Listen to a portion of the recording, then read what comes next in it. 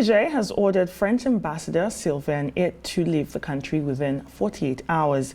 The decision to expel the ambassador was taken partly due to his refusal to respond to an invitation to a meeting with Niger's Minister of Foreign Affairs. Niger's Foreign Ministry said that other actions by the French government were also contrary to its interests, but didn't go into further details. France has called for President Bazoum to be returned to office following his ouster.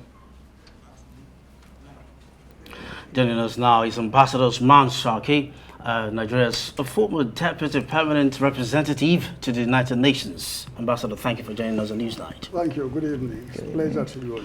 So over time, the issue in Niger has been taking different twists and turns. Now it's becoming more aggressive and giving a negative optic to the international community. And then now that the country is walking out the French, their French, shall we say, masters, is it not beginning to look like that's the real issue or the undercurrent for the ouster of the former president? Well, thank you very much.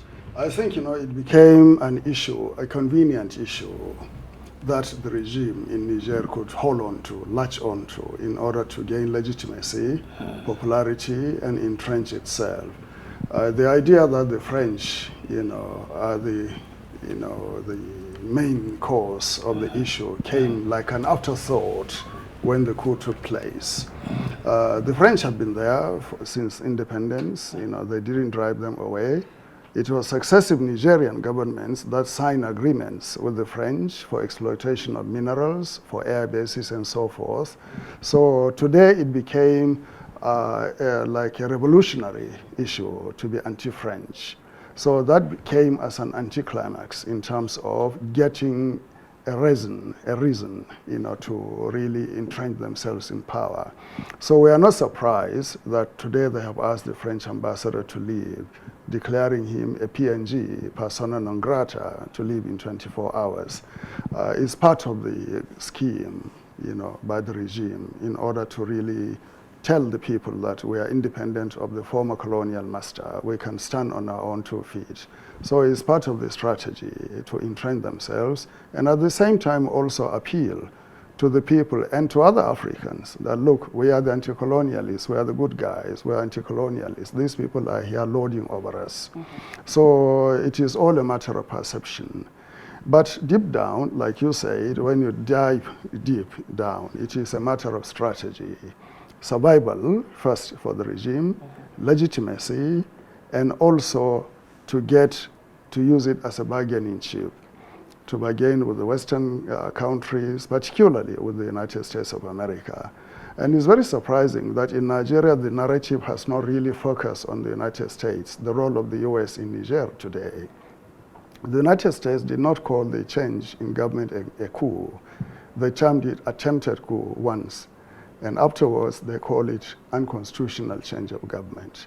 So if they had turned it a military coup, then that entirely changes the complexion of the issue. Now Niger will come under sanction of the United States under Section 7008 of the Appropriations Bill of the United States, whereby they will deny them military assistance, they will deny them financial assistance and other sort of assistance to virtually suffocate the regime. They did not do so. Secondly, 2 weeks ago, I think they sent one of their high officials, Miss Victoria Newland, to engage with some members of the regime, spoke with them, and she came back. The interesting thing is that she didn't come to us to speak to us. She didn't go to Ghana, she didn't go to Senegal or Algeria or any of neighboring countries to speak. She went straight to Niamey, spoke with them, and came out. A week later, they announced that a new ambassador, United States ambassador, will go to Niamey. That is Ms. Kathleen Fitzgibbon. And I think she's there. She's an Africa hand, according to them. She has served in Nigeria here. So the United States is actually being very flexible not burning its bridges, not really alienating the regime in Niger, but trying to protect its interest. And you know the US interests are very vast in Niger. $500 million worth of air bases and $100 million worth of drone base in Agadas, over which they spend about $30 million every year on maintenance. So these are very strategic assets that they have, and they would not like to let that go. So they will be talking to the regime and maybe even arrange behind our back some sort of accommodation with them for them to transit while mitigating the sanctions that we have agreed to impose on them. So the actor to watch is the United States, really, not France. And how does this sort of interference affect the work that ECOWAS is doing? And also, given the recent developments from the ECOWAS Commission, what are your thoughts on the sense of diplomacy prevailing over military action in this case? Well, the people at ECOWAS are very high officials. They are very experienced diplomats. And they know the region very well. And they know the global terrain very well. They have read the sign, they have read the writing on the wall, that the world, the entire world collectively, may not support immediate military action. So they have decided to say, we will continue along the diplomatic track. And the statement by the ECOWAS Commission today is actually directed at the regime in Niger, in Niamey, that, look, although we are not going to invade, sanctions will remain and firm action will be taken in due course. So mend your ways, think carefully about your actions, about your utterances, and about your engagements. And also, don't harm President Bazoum. So the message is very clearly sent to them. But the ECOWAS, I think they have seen that the African Union did not say they support the use of force. They said they do not recognize the regime. But they did not say use of force is welcome. The United Nations did not say the use of force is welcome.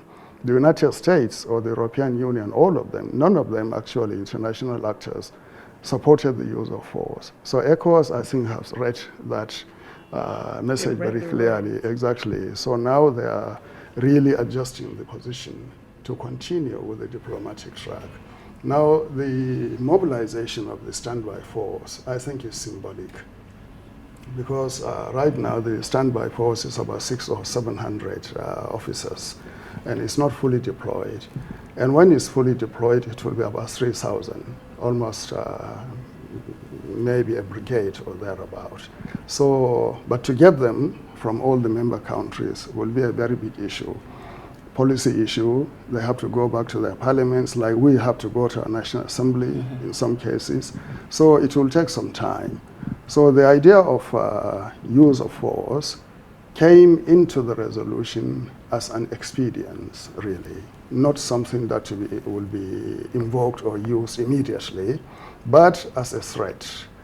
And that seems to have really evoked different sorts of sentiments in virtually all of Africa and the rest of the world, that why should we go and fight on behalf of a former colonial master, this symbolic, sentimental thing. And that really fell into the hands of the military junta in Niger, and they played it up. They are very strategic, smart, officers. They played it up.